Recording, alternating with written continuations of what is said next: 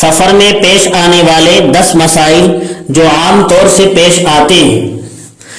مسئلہ نمبر 1، ہندوستان کے اکابر علماء اور مفتیان کرام ان سب کی رائے اور تحقیق یہ ہے کہ 77 کلومیٹر کا جو آدمی سفر کر رہا ہے یا 77 کلومیٹر سے زائد کا سفر کر رہا ہے تو وہ آدمی مسافر شرعی ہے، لہذا اس پر قصر نماز واجب ہے، 4 رکعت والی نماز 2 رکعتیں پڑھے گا۔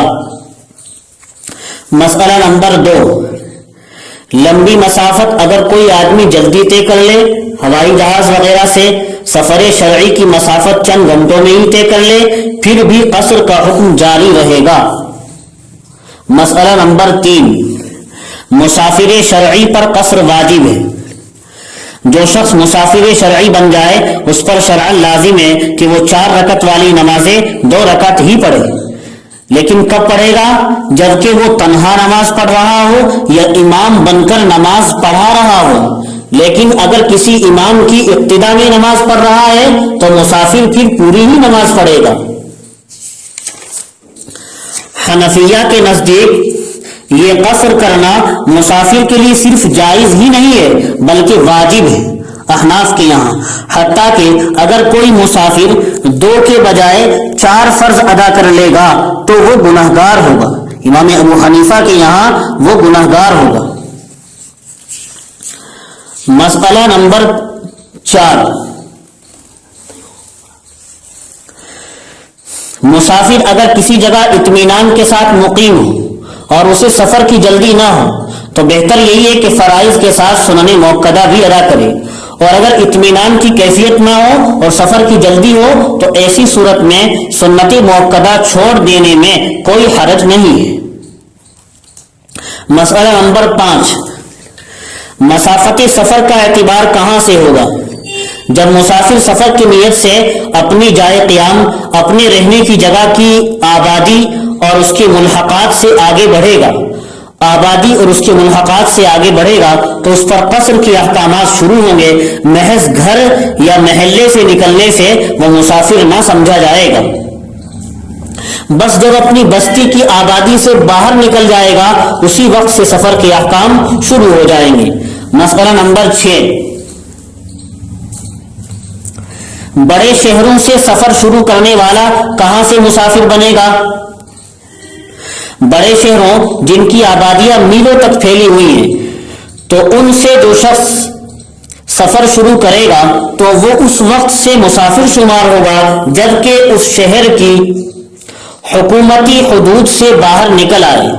ایک حدود حکومت طے کرتی ہے، یہاں سے یہاں تک شہر کی حد ہے، اور ایک عرف عام میں مشہور ہوتی ہے۔ تو فقہاء نے دونوں لکھے ہیں، اس شہر کی عرفی اور حکومتی دونوں حدود سے باہر نکل آئے، اگرچہ آبادی کا اتصال ختم نہ ہو، آبادی مل رہی ہو بالکل 2 شہروں کی، لیکن جب کسی شہر کی عرفی اور حکومتی حدود سے باہر نکل آئے گا تو اس وقت یہ مسافر شمار ہوگا۔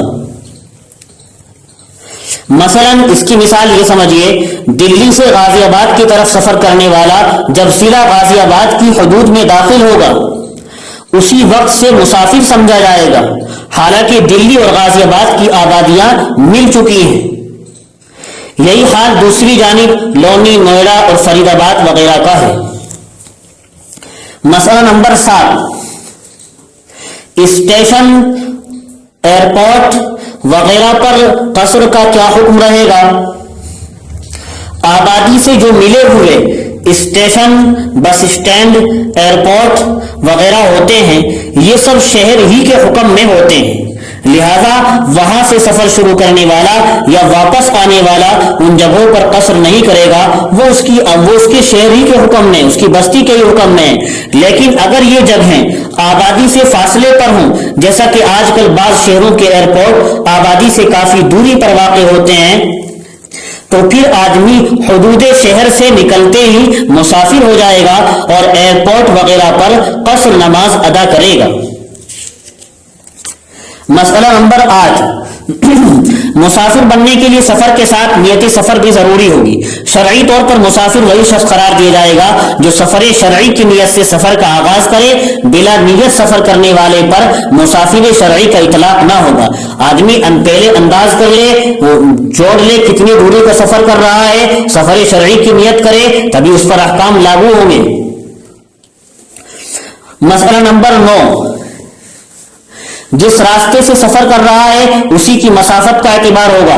اگر کسی جگہ کی مسافت راستوں کے اعتبار سے الگ الگ ہے، مثلا ٹرین کے راستے سے مسافت سفر زیادہ ہے اور سڑک کے راستے سے مسافت سفر کم ہے، تو مسافر جس راستے کو اختیار کر رہا ہے، جس راستے کو اختیار کرے گا اسی کا اعتبار ہوگا۔ اگر مسافت سفر والے راستے سے سفر کیا ہے تو مسافر ہو جائے گا، اور اگر دوسرے راستے سے سفر کیا ہے تو مسافر نہ ہوگا۔ یعنی جس راستے سے سفر کرنے میں 77 کلومیٹر کا سفر یا اس سے زیادہ کا سفر ہو جائے گا تو وہاں مسافر ہوگا، اور جس راستے سے سفر کرنے میں 77 کلومیٹر کا سفر نہ ہو، اس سے کم کا سفر ہو تو مسافر شرعی نہ ہوگا، اس کو نمازیں پوری ہی پڑھنی ہوں گی۔ مسئلہ نمبر 10، سفر شرعی کے ارادے سے نکلا پھر کچھ دور جا کر واپس آ گیا۔ اگر کوئی شخص سفر شرعی کے ارادے سے اپنے شہر سے روانہ ہوا لیکن ابھی شرعی مسافت طے نہیں کی تھی کہ اس کا آگے جانے کا ارادہ ختم ہو گیا، تو ایسا شخص جاتے ہوئے تو مسافر شمار ہوگا، اور جس جگہ سے اس نے واپسی کا ارادہ کیا ہے وہیں سے مقیم سمجھا جائے گا۔ بس جہاں سے واپس ہو لیا ہے وہاں سے آتے ہوئے مقیم سمجھا جائے گا، آتے ہوئے پوری نمازیں پڑھے گا۔